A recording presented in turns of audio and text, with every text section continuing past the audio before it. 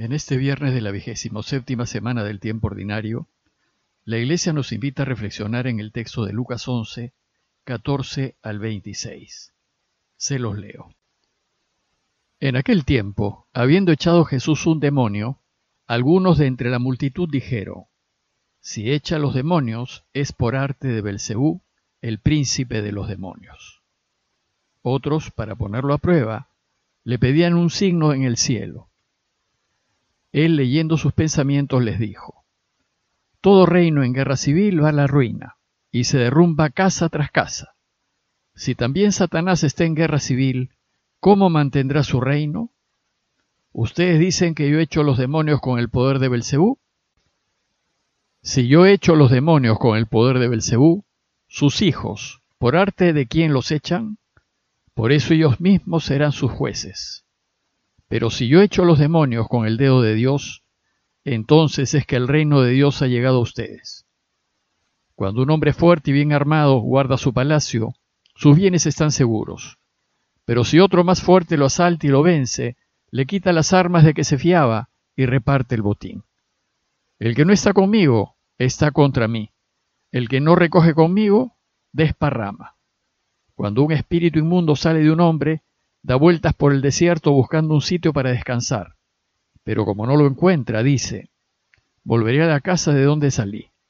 Y al volver, se la encuentra barrida y arreglada. Entonces va, coge otros 7 espíritus peores que él y se meten a vivir allí. Y el final de aquel hombre resulta peor que el principio. Recuerden que nos encontramos en la primera etapa del viaje de Jesús a Jerusalén. Y al iniciar su viaje, Jesús dio una serie de instrucciones a sus discípulos que concluyeron ayer con sus enseñanzas acerca de la oración. Con el relato de hoy, Lucas inicia una nueva sección en donde vamos a ser testigos de la oposición que encuentra Jesús en su camino a Jerusalén. El relato de hoy se centra en la lucha contra el mal y nos va a enseñar que estamos en una guerra permanente contra el mal. Y si queremos ganar, debemos ponernos siempre del lado de Dios. El relato se inicia con la curación de un mudo. Como dijimos en alguna ocasión, hace 2000 años, cuando no había medicina desarrollada, la gente pensaba que muchas enfermedades se debían a la presencia de demonios. En este caso, un demonio mudo le tenía atada la lengua a un hombre y no lo dejaba hablar. Y entonces, cuando Jesús expulsó al demonio del hombre, éste empezó a hablar. Y nos dice el texto que mientras que la gente se admiraba y se alegraba de que el mudo hablase, algunos se ponen a criticar a Jesús. Hay gente que no es capaz de alegrarse con el bien. Si bien sus opositores reconocen su poder para expulsar demonios, es decir, para curar, le van a criticar el origen de su poder. ¿Con qué poder Jesús expulsa demonios? Unos entonces le piden un signo del cielo, que demuestre que su poder viene de Dios. Y otros lo acusan de estar aliado con el mal, en concreto con Belcebú, el jefe de los demonios, diciendo: Si echa los demonios es por arte de Belcebú, el príncipe de los demonios. En tiempos de Jesús, Belcebú era un nombre popular que se le daba a Satanás. Belcebú era un dios pagano, filisteo, que se le asocia al dios Baal de los cananeos. Su nombre para los judíos significa el señor de las moscas, es decir, un ser despreciable que se goza con el excremento. Jesús entonces responde, se enfrenta a sus acusadores y desbarata sus argumentos. Su argumento en realidad no tiene lógica, pues sostiene que Jesús tiene poder de echar los demonios que planta Belcebú, porque cuenta con el poder del jefe de los demonios para echarlos. Esto no tiene sentido. Dice Jesús que es como una guerra interna, una guerra civil. Todo reino en guerra civil va a la ruina y se derrumba casa tras casa. Si también Satanás está en guerra civil, ¿cómo mantendrá su reino? Si en un reino unos plantan demonios y otros los echan, ¿cómo subsiste ese reino? Satanás no es tan tonto como para permitir que sus demonios se comporten de esa manera. Desbaratada la lógica de su acusación, Jesús contraataca y dice el texto: Ustedes dicen que yo echo los demonios con el poder de Belcebú, y si los echo con el poder de Belcebú, los hijos de ustedes, ¿por arte de quién los echan? Por hijos de ustedes, Jesús se refiere aquí a los curanderos aprobados por ellos, quienes con sus conjuros y hechizos pretenden curar a las personas. Si ellos llegasen a curar, ¿de dónde les viene el poder para curar? ¿Por qué ellos sí pueden tener el poder de Dios para curar y Jesús no? Jesús concluye diciéndoles que sus mismos curanderos serán sus jueces. Entonces les revela que el origen de su poder es Dios, y les dice que Él echa a los demonios con el dedo de Dios. Dedo de Dios es una manera semita de referirse al poder de Dios. Y en forma metafórica se decía que Dios había hecho el mundo con sus manos. Dice, por ejemplo, el Salmo 8:3, cuando veo tus cielos, obra de tus dedos, la luna y las estrellas que tú has establecido. Después los cristianos van a identificar el dedo de Dios con el Espíritu Santo, pues Dios obra en la historia con la fuerza del Espíritu Santo. Bueno, pues la tarea de Jesús es oponerse a toda clase de mal, esto es curar toda enfermedad y eliminar toda injusticia. Y les dice por qué lo hace. Si yo echo los demonios con el dedo de Dios, entonces es señal de que el reino de Dios ha llegado a ustedes. Si el mal está siendo vencido y los demonios expulsados, es una señal patente de que Dios ha empezado a reinar en Jesús. Este es el centro del mensaje de Jesús. El reinado de Dios ha comenzado y nuestra tarea es ayudarlo a reinar, oponiéndonos a todo tipo de mal. Para completar su enseñanza, Jesús cuenta una pequeña parábola. Dice, cuando un hombre fuerte y bien armado guarda su palacio, sus bienes están seguros. Pero si otro más fuerte lo asalta y lo vence, le quita las armas de que se fiaba y reparte el botín. Con esta parábola, Jesús invita a sus oyentes, a nosotros, a tomar posición. ¿De qué lado estamos? ¿Estamos del lado de Belcebú, que es fuerte y bien armado, y que nos deslumbra con sus tentaciones y atracciones?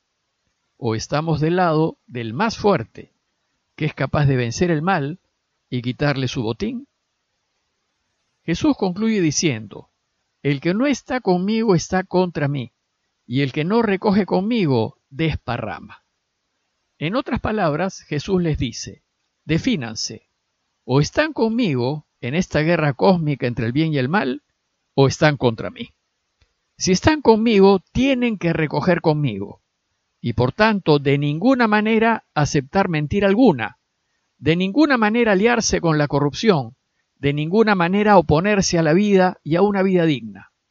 Pues si lo hacen, aunque sea con mentiritas o pequeños delitos o deshonestidades, están desparramando, están impidiendo que Dios reine. Es decir, están contra mí. Finalmente, la enseñanza de hoy termina con un texto difícil de entender, pero que está muy de la mano con todo lo que nos está enseñando el día de hoy. Dice el texto que cuando un espíritu inmundo sale de un hombre, da vueltas por el desierto buscando un sitio para descansar. Recordemos que el relato de hoy se ha iniciado con la expulsión de un demonio. Pues es así como sucede con nosotros. En nuestras diarias luchas contra el mal, lo podemos vencer eligiendo lo que Dios quiere y no lo que Él nos propone, y lo expulsamos. Pero cuando esto sucede, es decir, cuando nos alegramos de no haber caído en la tentación y de haber rechazado el pecado, no significa que hemos ganado la guerra. La cosa no es así de fácil. El enemigo es fuerte y bien armado, y cuida su palacio y guarda sus bienes. No lo podemos menospreciar ni pensar que podemos vencerlo siempre. Jesús nos enseña que estemos atentos, que el enemigo nos va a contraatacar. Dice el texto que el enemigo se dice, volveré a la casa de donde salí. Y sucede que el enemigo nos encuentra ordenados, alineados con Dios, personas de oración, es decir, nos encuentra con nuestra vida, como dice el texto, barrida y arreglada. ¿Y qué hará? Entonces regresará a volvernos a tentar, pero esta vez con tentaciones más sutiles, más fuertes y más difíciles de descubrir. Dice el texto que va a coger otros 7 espíritus peores que él y se mete a vivir allí. Cuando creemos que estamos bien y de la mano de Dios, el enemigo nos va a atacar y a sugerirnos alternativas fáciles, rápidas y cómodas para salir de situaciones difíciles y satisfacer las necesidades en las que nos encontramos, proponiéndonos alternativas que se alejan de lo que Dios quiere. Por ejemplo, mintiendo o aceptando y pagando coimas o hablando mal. Y nos hace pensar que eso no está mal, porque todo el mundo lo hace. Y nos hace creer que nos conviene y que no hay nada malo en mentir, corromperse y engañar. Si le hacemos caso, dice Jesús, el final de aquel hombre resulta peor que el principio. A manera de conclusión, los invito primero a considerar que ayudar a Dios a reinar no es fácil, que es entrar en una guerra contra el mal, y que el mal no se va a dejar ganar fácilmente. Segundo, considerar que ganar la guerra contra el mal va a suponer recoger con Jesús y de ninguna manera desparramar. Es decir, supone elegir siempre la alternativa en donde está la verdad, la justicia y la vida.